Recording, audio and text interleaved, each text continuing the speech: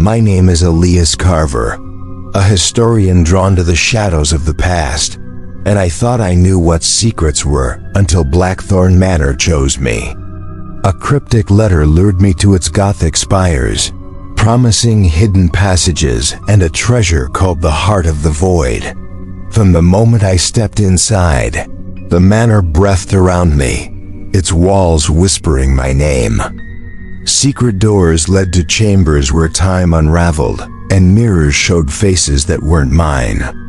The heart pulsed with a darkness that knew me, demanding a price I wasn't ready to pay: blood, soul, or truth.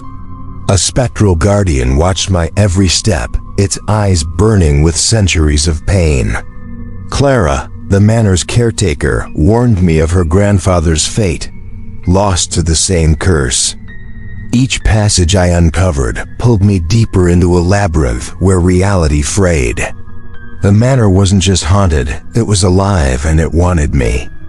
Dare to follow me into Blackthorn's depths, where the Heart of the Void waits, and discover if I escaped its grasp or paid its price.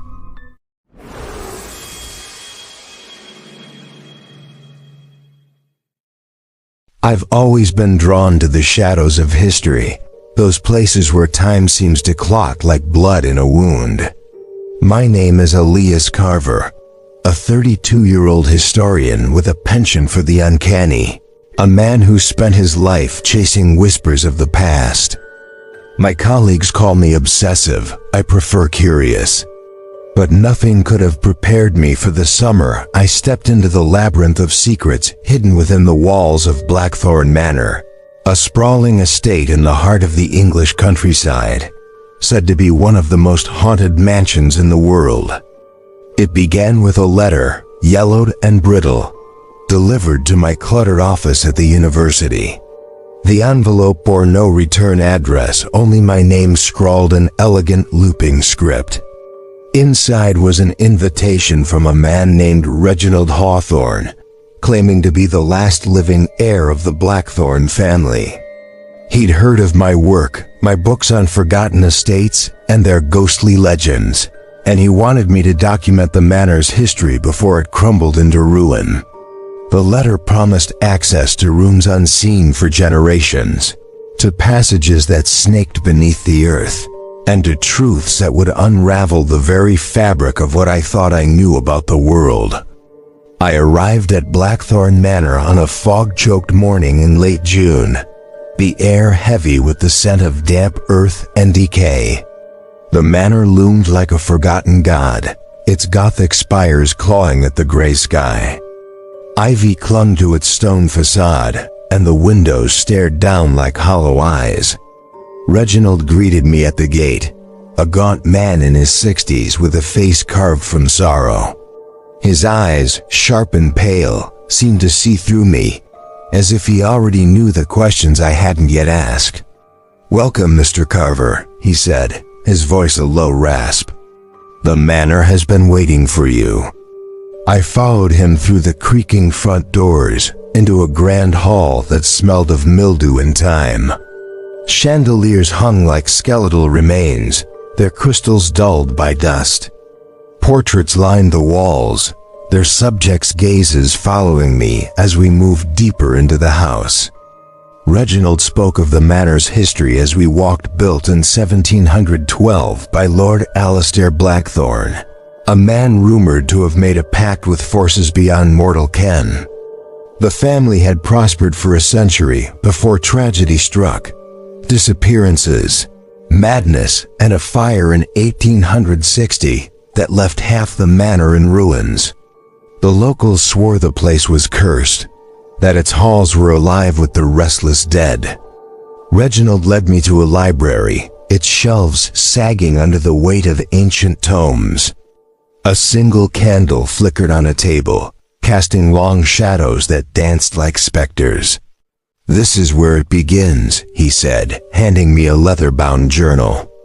Its pages were filled with Alistair Blackthorne's cramped handwriting, detailing his obsession with the treasure, an artifact he called the Heart of the Void.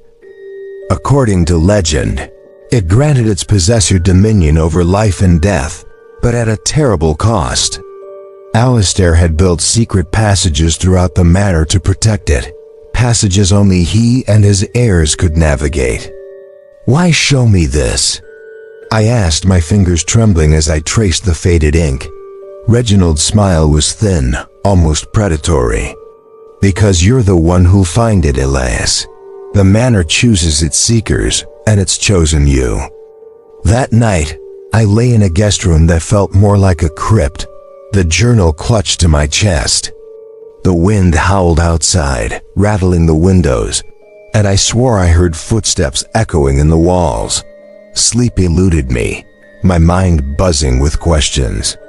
What was the heart of the void? Why had Reginald chosen me, a stranger, to uncover his family's secrets? And what did he mean when he said the manor had chosen me? At midnight, unable to bear the silence, I lit a candle and ventured into the corridor. The manor seemed to breathe around me, its walls groaning as if alive. I followed the sound of dripping water to a staircase that descended into darkness. My heart pounded, but curiosity drove me forward. At the bottom, I found a stone door etched with symbols I couldn't decipher. It swung open at my touch, revealing a passage that stretched into the earth, its walls slick with moisture and time. I stepped inside, and the door slammed shut behind me. The air in the passage was thick, cold, and tasted of iron. My candle flickered, casting jagged shadows that seemed to writhe along the stone walls. I stood frozen for a moment, the echo of the door's slam still ringing in my ears. My breath clouded in front of me, and I realized with a jolt that I was alone in a place no living soul had likely tread in centuries. The journal, tucked under my arm, felt heavier than it should, as if it carried the weight of the secrets it held. I, Elias Carver, historian and fool, had stepped into the belly of Blackthorn Manor, and there was no turning back. I took a tentative step forward, the crunch of grit under my boots unnaturally loud in the confined space. The passage sloped downward, its walls narrowing until I had to turn sideways to avoid brushing against the damp stone. The symbols I'd seen on the door reappeared here, carved into the walls at irregular intervals, spirals, crosses, and shapes that seemed to shift when I looked at them too long. My academic mind screamed to catalog them, to decipher their meaning, but the primal part of me, the part that felt the manor's pulse, urged me to keep moving. After what felt like hours but could have been minutes, the passage opened into a circular chamber. The air here was warmer, almost stifling, and carried a faint metallic tang. My candlelight revealed a stone pedestal at the center, etched with the same symbols as the walls. On it sat a small blackened box, its surface glinting like polished obsidian. My heart raced. Was this the heart of the void? I reached out, fingers trembling, but stopped short when I heard a low, guttural whisper from the shadows. "Elias." I spun around, holding the candle aloft. The chamber was empty, but the voice lingered, curling around my thoughts like smoke. It wasn't Reginald's voice, nor any I recognized. It was ancient, layered, as if spoken by many mouths at once. My skin prickled, and I clutched the journal tighter, flipping it open to Alistair Blackthorn's words for guidance. His entries grew frantic toward the end, describing visions of a guardian that watched over the heart, a being neither living nor dead. He wrote of sacrifices of blood spilled to appease it, and of a curse that bound the Blackthorn family to the manor's secrets. I shoved the journal back under my arm and approached the box again. This time, I noticed faint scratches on its surface, like claw marks. My fingers hovered over it, but the whisper returned, louder, more insistent. "You are not worthy." I stumbled back, my candle nearly extinguishing. The shadows seemed to thicken, coalescing into a shape at the edge of the chamber, a figure, Tall and cloaked, its face obscured by darkness. My mouth went dry. "Who are you?" I managed, my voice barely a croak. The figure didn't move, but its presence pressed against me, heavy and suffocating. Then, as suddenly as it appeared, it was gone, leaving only the echo of its words. I sank to my knees, gasping, the box still unopened on the pedestal. I didn't dare touch it, not yet. When I finally gathered the courage to leave the chamber, I found the passage had changed. The path I'd taken was gone, replaced by a fork that led in two directions. One sloped upward, toward faint light and the promise of safety. The other descended deeper, into a darkness that seemed to hum with malevolent energy. I chose the upward path, my legs shaking as I climbed, until I emerged into a dusty parlor on the manor's ground floor. Sunlight streamed through cracked windows, and I collapsed into a chair, my heart pounding. Reginald found me there hours later, his expression unreadable. "You've seen something," he said, not a question. I told him about the passage, the chamber, the box, and the figure. His eyes darkened, and he nodded slowly. "You've met the Guardian. It tests those who seek the heart. Most fail." "Who is it?" I demanded. "What is it?" Reginald hesitated, then gestured to a portrait above the fireplace. It depicted a man in 18th century attire, his eyes cold and piercing, his hand resting on a cane topped with a spiral symbol. "Alistair Blackthorne," he said. "Or what remains of him. The heart binds him to this place, as it binds us all." I stared at the portrait, my mind reeling.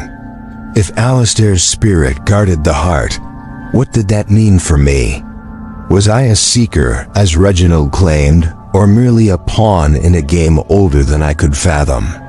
I thought of the curse mentioned in the journal, the blood and madness that had consumed the Blackthorne family. Was that my fate if I continued?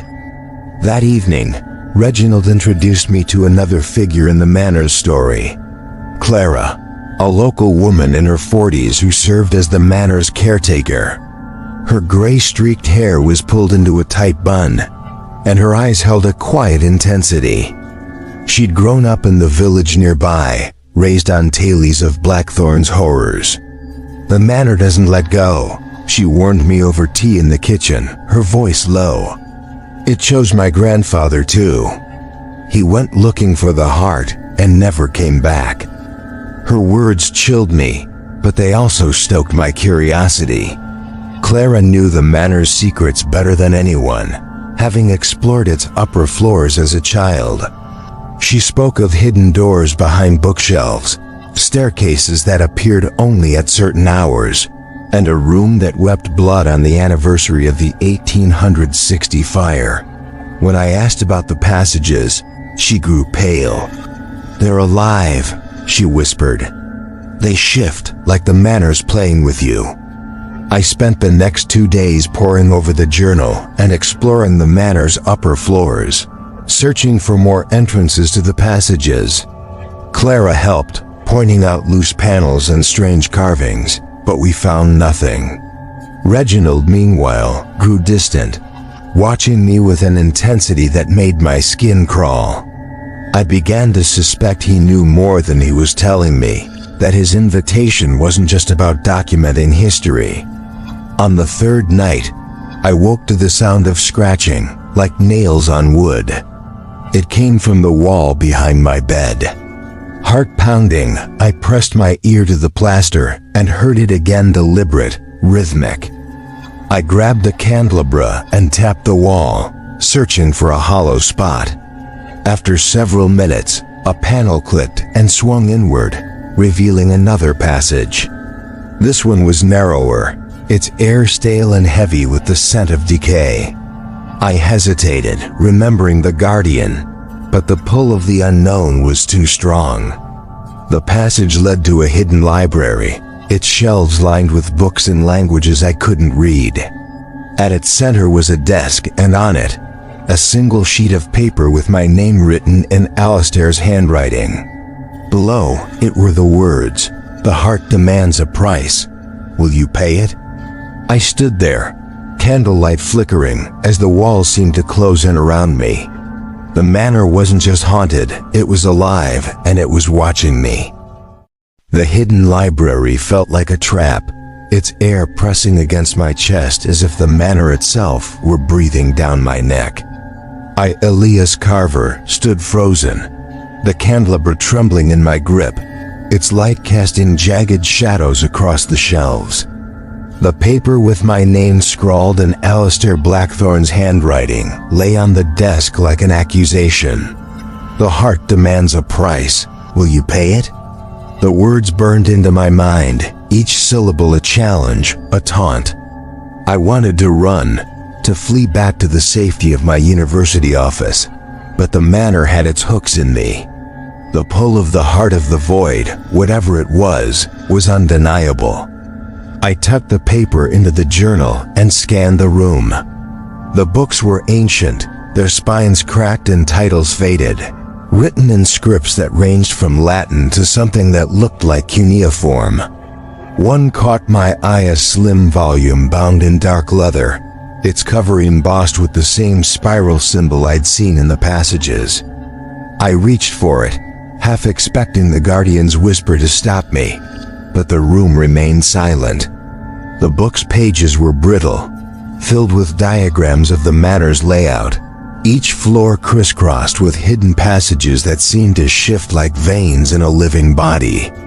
Handwritten notes in the margins, in Alistair's script, spoke of anchor points, places where the passages converged, where the heart's power was strongest. I spent hours in that library, sketching the diagrams into my notebook, my hands shaking from both excitement and dread. The manor wasn't just a house. It was a puzzle, a labyrinth designed to protect its secrets. But why had it revealed this room to me? And why now? The question gnawed at me as I traced a path back to the main house, the panel behind me clicking shut as if it had never existed. Clara was waiting in the kitchen when I emerged, her face pale under the dim light of a single lamp. "You found something," she said, her eyes flicking to the journal in my hands. I told her about the hidden library, the book, and the note with my name. Her expression darkened, and she poured herself a cup of tea with hands that trembled slightly. "My grandfather found a room like that," she said. "He said it spoke to him, told him things no man should know. The next day, he was gone. They found his shoes by the lake, but no body." Her words sent a chill through me. "What did it tell him?"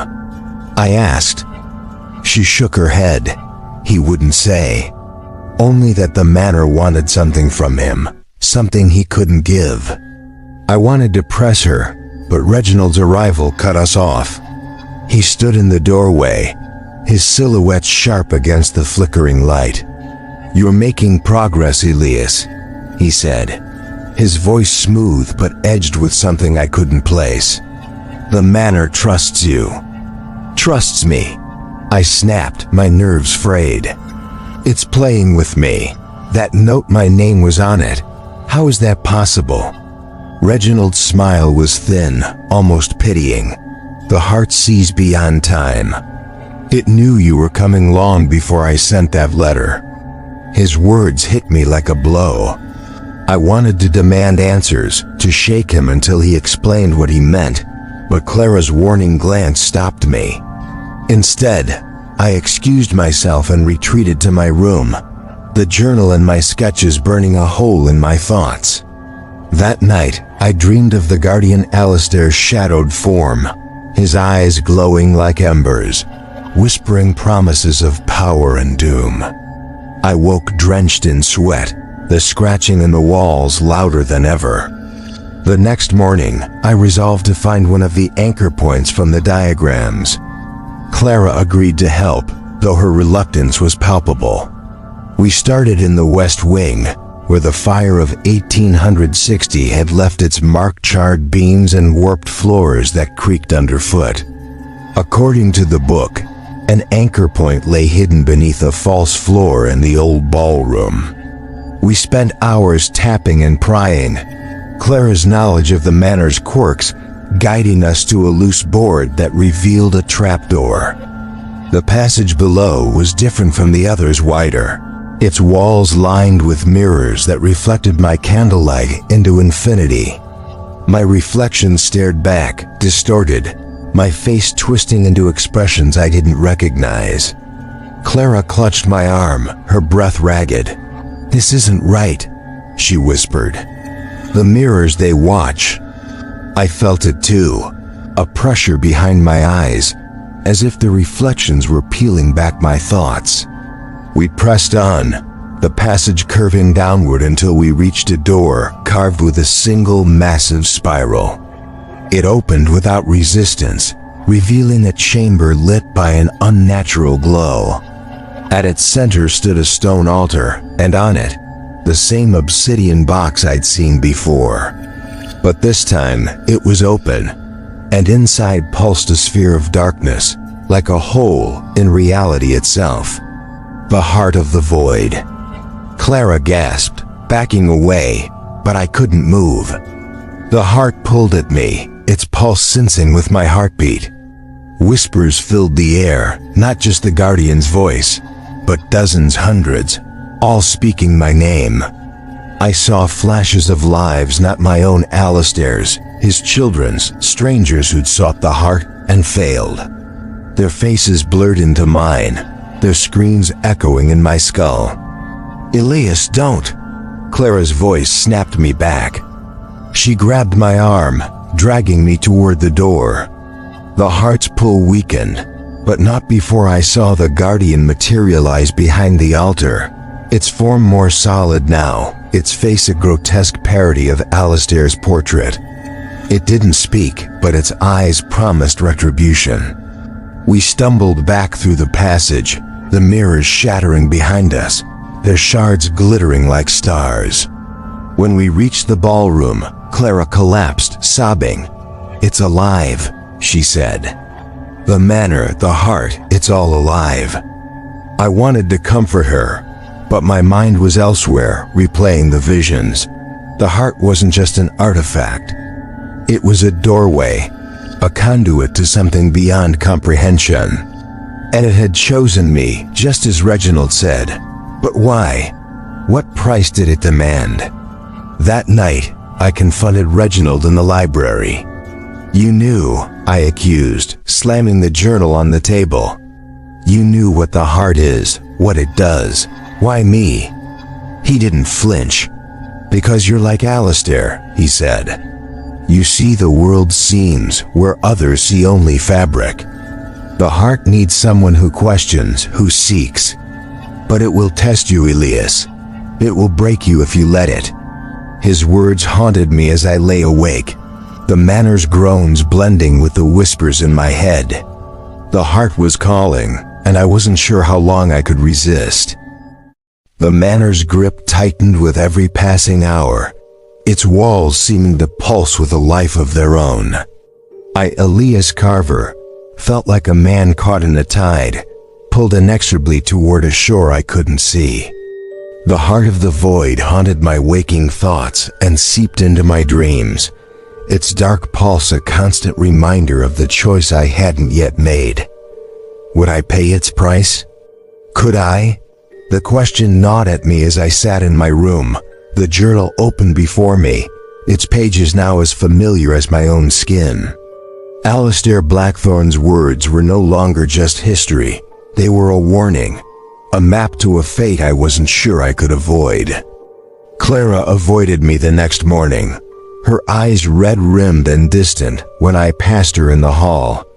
I couldn't blame her. The chamber with the heart had shaken us both, its visions burrowing into our minds like splinters. I wanted to ask her more about her grandfather, about what he'd seen in the manor's depths, but she slipped away before I could speak. Reginald, too, was scarce. leaving me to wander the manor alone with my thoughts and the ever-present creak of its bones. I returned to the diagrams from the hidden library, tracing the anchor points with a pencil. There were 3 more marked in the book, each deeper within the manor's labyrinth.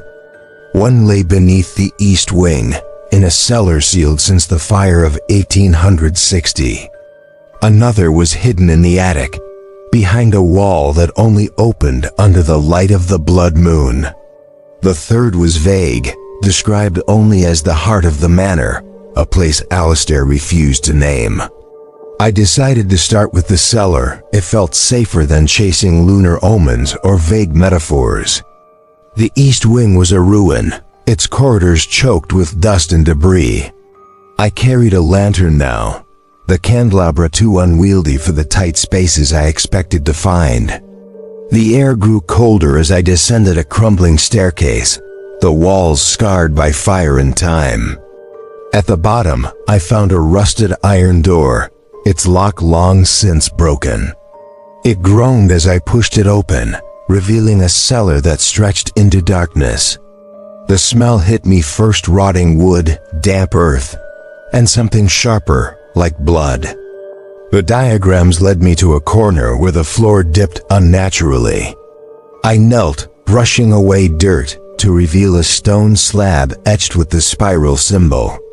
It took all my strength to lift it, my muscles burning as I exposed a narrow passage descending into the earth. The air that wafted up was foul, thick with the stench of decay.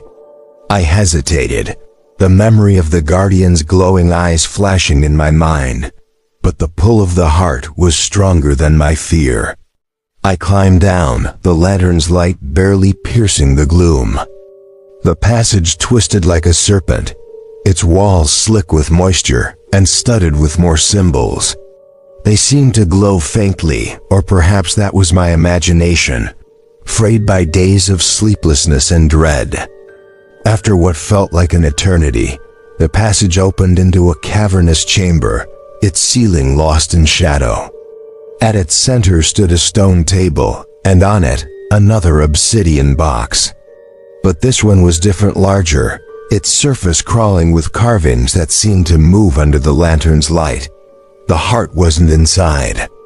Instead, the box held a mirror, its surface black and rippling like liquid. I stared into it, and the world shifted. My reflection wasn't mine. It was Alistair Blackthorne, his face gaunt and twisted with pain. Then it changed, showing faces I didn't recognize. A woman with blood-streaked hair, a child clutching a broken doll, a man with eyes sewn shut. Each face screamed, their voices merging into a cacophony that tore at my sanity. I stumbled back, the lantern slipping from my hands and shattering on the floor. Darkness swallowed me, but the mirror's glow remained, pinning me in place. "You seek the heart," the voices said, no longer a whisper but a roar. "But the heart seeks you." I don't know how long I stood there, paralyzed by the visions. When I finally tore myself away, the passage had changed again, leading me not to the cellar but to a hallway I didn't recognize. Portraits lined the walls, but these were new, their subjects alive and watching. One was Clara, her face frozen in terror. Another was Reginald, his smile cruel and knowing. And at the end, a portrait of me, my eyes hollow, my hands stained with blood. I ran, my breath ragged, until I burst into the manor's grand hall. Clara was there, polishing silver as if nothing had happened. She looked up, startled, and dropped a spoon. "Elias, what's wrong?" she asked, her voice trembling. I told her about the cellar, the mirror, the portraits. Her face paled, and she grabbed my hand, pulling me to the library. "You need to stop," she said, her voice urgent. "The heart, it's not a treasure, it's a trap. My grandfather tried to destroy it, and it took him. It'll take you too." I wanted to believe her, but the heart's call was louder now, a drumbeat in my chest. I can't stop, I admitted. It knows me. It's always known me. Clara's eyes filled with tears, but she didn't argue. Instead, she handed me a key, small and rusted. My grandfather left this, she said. He said it opens the attic. If you're going to keep going, you'll need it. I took the key, its weight heavy in my palm. That night, I studied the diagrams again, focusing on the attic anchor point. The blood moon wasn't due for weeks, but I couldn't wait. The manor was changing me, rewriting my thoughts with every step I took into its depths. I felt it in the way my hands shook, in the way I saw the guardian's face in every shadow. At dawn, I climbed to the attic, a maze of cobwebs and forgotten furniture. The key fit a lock hidden behind a cracked mirror, revealing a narrow staircase that spiraled upward. The air grew thin, and my lantern flickered as I climbed, the walls closing in until I reached a small circular room. Its walls were covered in mirrors, each reflecting a different version of me, older, younger, broken, triumphant. At the center was another box, this one open, the heart's dark pulse visible within. The guardian appeared before I could move, its form solid now, its face unmistakably Alistair's. The price, it said, its voice a blade. Your blood, your soul, or your truth. Choose. I froze, the heart's pulse drowning out my thoughts. I didn't know what it wanted, but I knew I wasn't ready to pay. The attic room pulsed with the heart of the void's dark rhythm, each beat a hammer against my skull. Elias Carver stood rooted to the spot, the guardian's words echoing in my ears. Your blood, your soul, or your truth. Choose. The mirrors surrounding me reflected 1,000 versions of myself, each face twisted with fear, defiance, or resignation.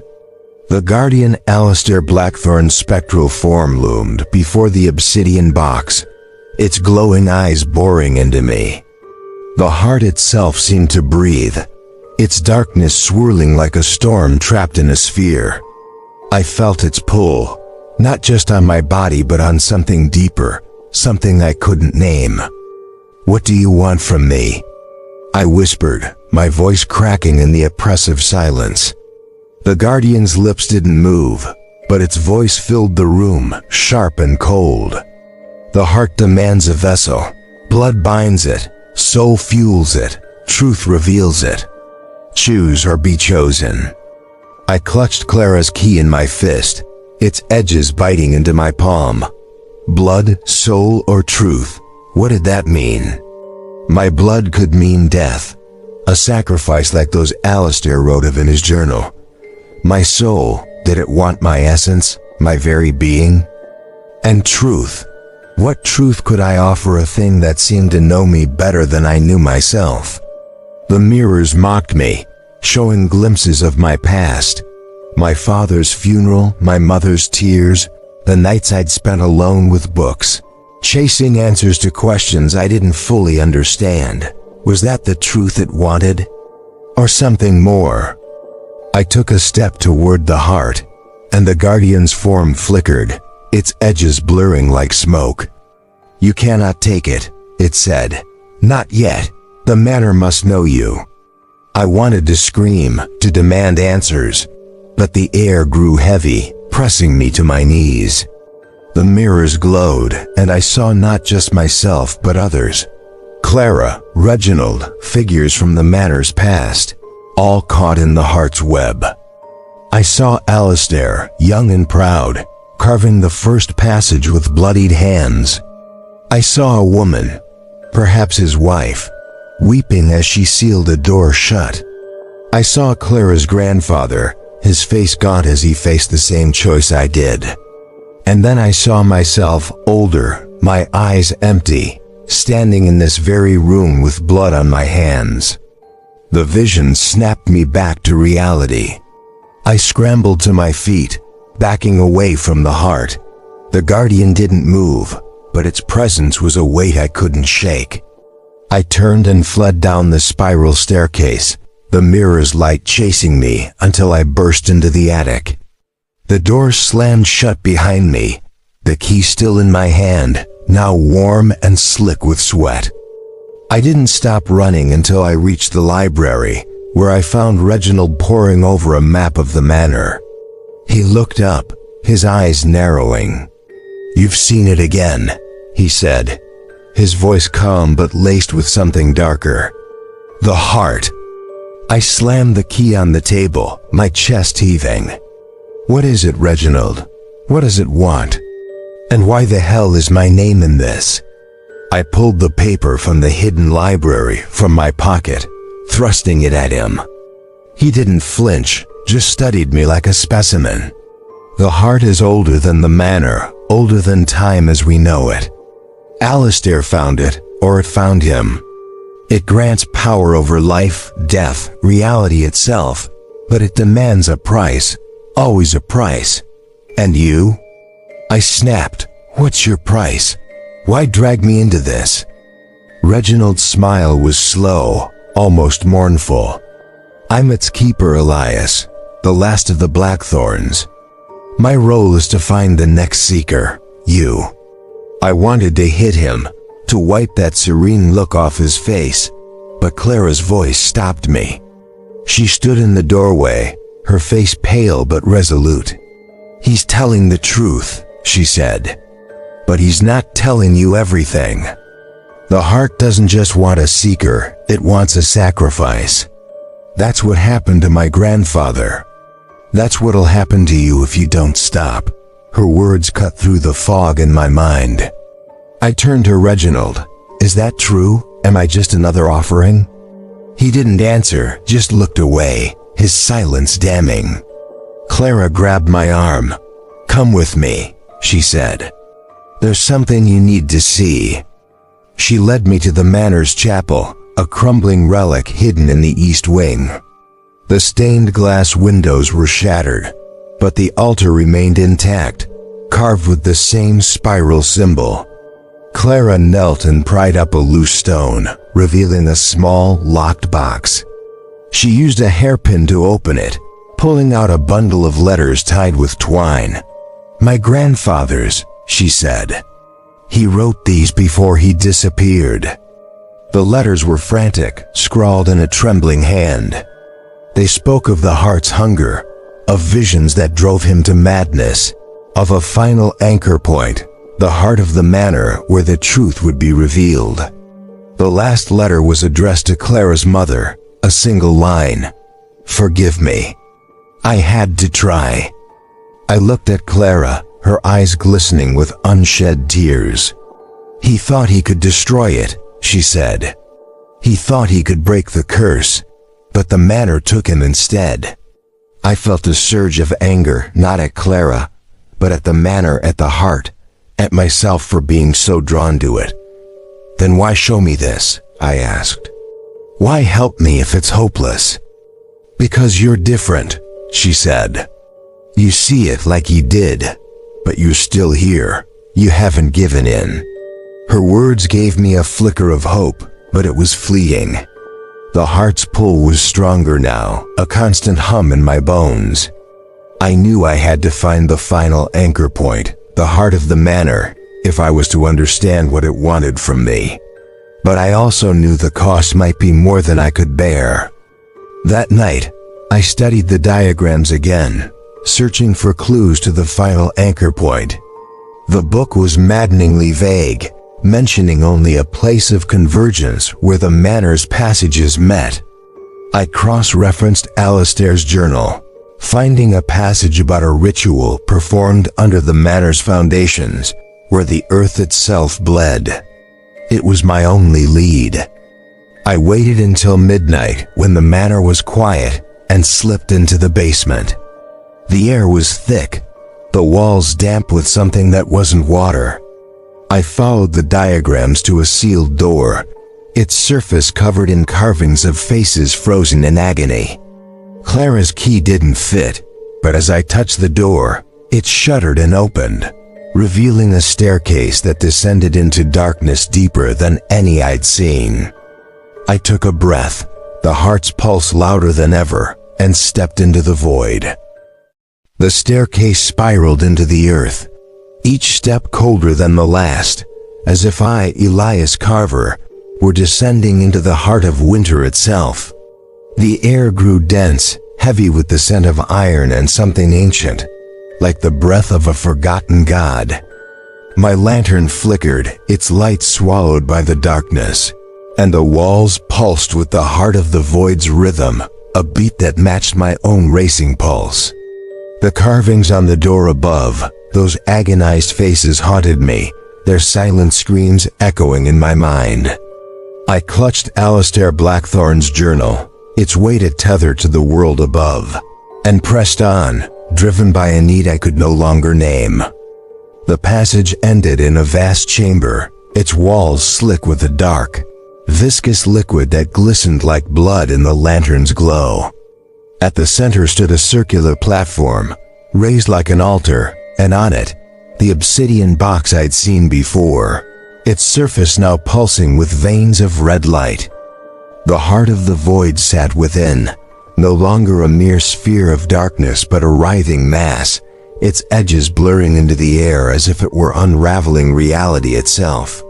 The Guardian stood beside it, Alistair's form more solid than ever, his eyes burning with a fire that wasn't human.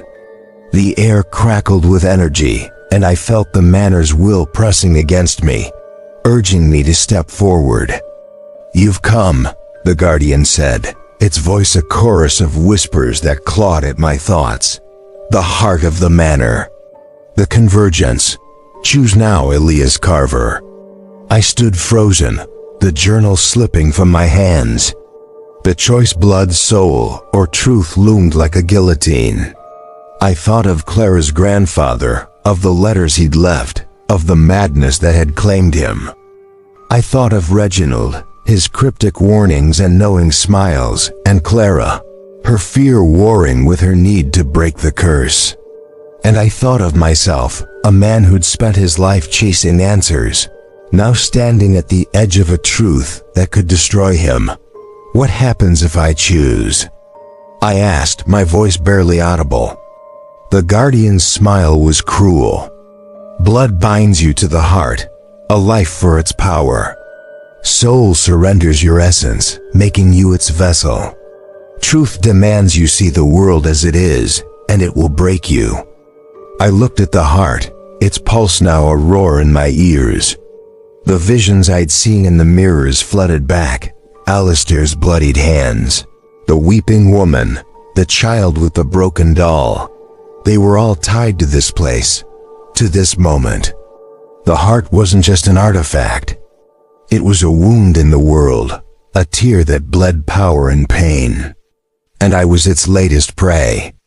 I thought of running, of turning back and sealing the door behind me, but the Manor had changed me.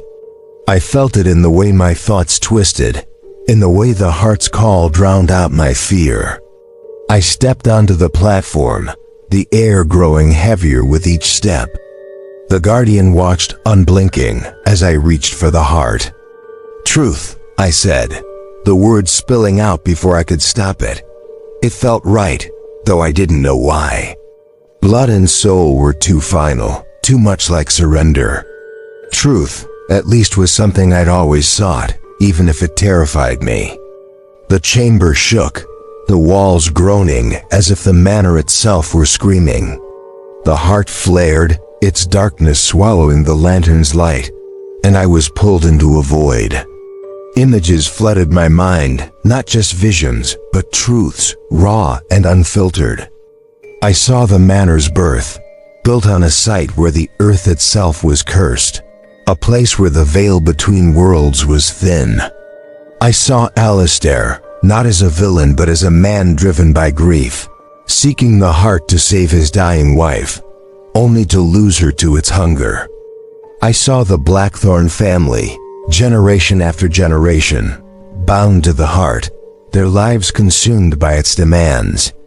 And I saw myself not just as Elias Carver, historian, but as a piece of the Manor's design, chosen not by chance but by fate, my curiosity a thread woven into its curse centuries ago. The truth was worse than I'd imagined. The heart didn't just grant power. It fed on those who sought it, twisting their desires into chains. The manor wasn't haunted by ghosts, but by the echoes of those who'd faced the heart and failed. And I was next unless I could break the cycle. When the visions faded, I was back in the chamber, the heart still pulsing, the guardian gone.